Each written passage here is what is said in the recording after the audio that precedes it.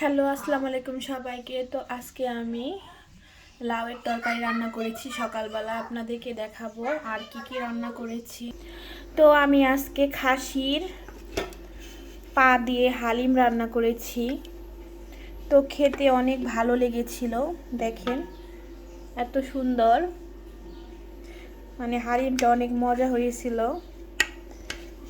ওহ, আমি এখন খাবো।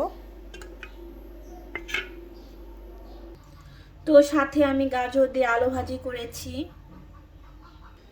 আর এটা হচ্ছে ঝাটকা মাছ। তো ঝাটকা মাছ সিম দিয়ে আলু দিয়ে টমেটো দিয়ে রান্না করেছি।